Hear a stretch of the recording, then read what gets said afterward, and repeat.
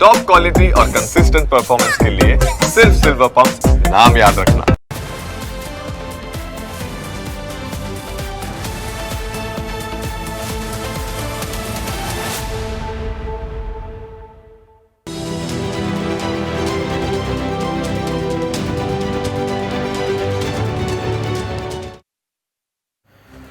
બગદાણાના સેવક નવનીત બાલધિયા ઉપર થયેલા હુમલાને લઈ આજે પણ માહોલ ગરમાયેલો રહ્યો। એક તરફ હુમલાને લઈ નીત નવા ખુલાસા થઈ રહ્યા છે તો બીજી તરફ નવનીતને ન્યાય અપાવવા સમાજે બાયો ચડાવી છે। આ ઘટના ઉપર રાજકારણ ગરમાવાનું મુખ્ય કારણ નવનીત ઉપર હુમલો કરાવવાનો આરોપ માયાભાઈ આહિરના દીકરા જયરાજ ઉપર લાગેલો છે। આ ઘટના બાદ આહિર અને કોળી સમાજ વચ્ચે મતભેદ ઊભા થાય તેવું વાતાવરણ ઊભું કરાયું છે। તેવામાં કોળી સમાજે એક થઈને પોતાનો અવાજ બુલંદ કર્યો છે કે કોઈ પણ ભોગે નવનીતને તો ન્યાય મળવો જ જોઈએ। નવનીતને ન્યાય અપાવવાની માંગ સાથે કેબિનેટ મંત્રી પુરુષોત્તમ સોલંકી, ધારાસભ્ય હીરા સોલંકી સહિત સમાજના આગેવાનોએ મોટી સંખ્યામાં એકઠા થઈને મુખ્યમંત્રી સાથે મુલાકાત કરી। આ મુલાકાતમાં કોળી સમાજના મોટા નેતાઓ હાજર રહ્યા હતા। જૂનાગઢના સાંસદ રાજેશ ચુડાસમા, ભાવનગરના સાંસદ નીમુબેન બાંભણિયા, સુરેન્દ્રનગરના સાંસદ ચંદુ શિહોરા, કેબિનેટ મંત્રી કુંવરજી બાવળિયા સહિત 15 ધારાસભ્યોની હાજરીમાં સીએમ સાથે મુલાકાત કરાઈ।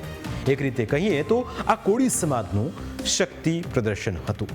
મુખ્યમંત્રી સાથેની મુલાકાત બાદ રાજુલાના ધારાસભ્ય હીરા સોલંકી ન્યૂઝ કેપિટલ સાથે વાતચીત કરી, જેમાં તેમણે દાવો કર્યો કે તેમની લડાઈ કોઈ સમાજ માટે નથી કે બે સમાજ વચ્ચે વૈમનસ્ય ઊભું થાય તેવી પણ નથી। તેઓ ફક્ત કોળી સમાજના યુવકને ન્યાય અપાવવા માંગે છે।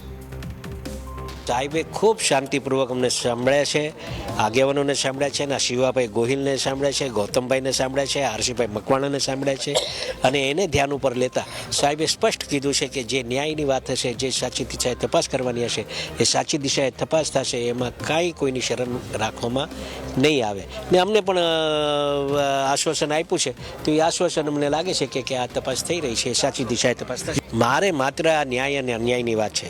આપના માધ્યમથી આટલું અવશ્ય કહીશ કે આ કોઈ પર દાવપેચ લેવાની વાત નથી, કોઈ સમાજ વર્સિસ સમાજનો આ પ્રશ્ન નથી।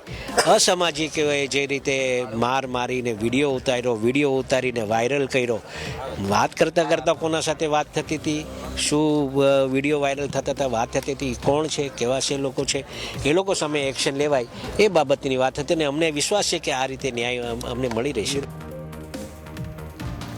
સામાન્ય રીતે રાજ્યમાં હુમલાની આવી અનેક ઘટનાઓ બને છે અને આવી ઘટનાઓમાં મોટે ભાગે કોઈ આવી ઉચ્ચ સ્તરીય તપાસ થતી નથી, પરંતુ જો એક સમાજના ચૂંટાયેલા પ્રતિનિધિઓ પોતાનો પાવર બતાવે તો તેમાં સરકારે વિશેષ પગલાં લેવા મજબૂર થવું પડતું હોય છે।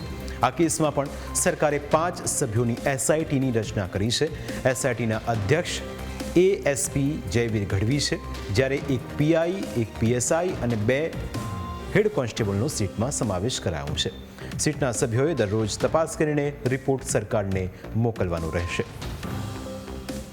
વિડીયો જે રીતે વાયરલ થયો છે એ વિડીયો જોતાં જ તમને ખ્યાલ છે કે કોઈ પણ માણસનું ખૂન છે એ ગરમ થઈ જાય એ પ્રકારનો વિડીયો છે અને એ વિડીયો વાયરલ કરીને વાતાવરણ ડોળવાના જેણે પ્રયાસ કર્યા છે, સીટની રચના થયા પછી અમને 100% વિશ્વાસ છે કે આ તમામ જે તોહમતદારો છે, તમામ જે સાચા ગુનેગારો છે એ હવે બહાર આવશે। મુખ્યમંત્રી તો પોતાની ફરજમાં આવે છે એ પ્રમાણે એણે કીધું કે ભાઈ તટસ્થ રીતે તપાસ થશે, કોઈ નિર્દોષ હશે તો એને 100% સજા થાય એવું તો એ સ્વાભાવિક કહી હતી, એટલે એમણે અમને એવું કીધું છે કે આમાં તટસ્થ તપાસ થાય એના માટેના અમારા બધા પ્રયત્નો છે।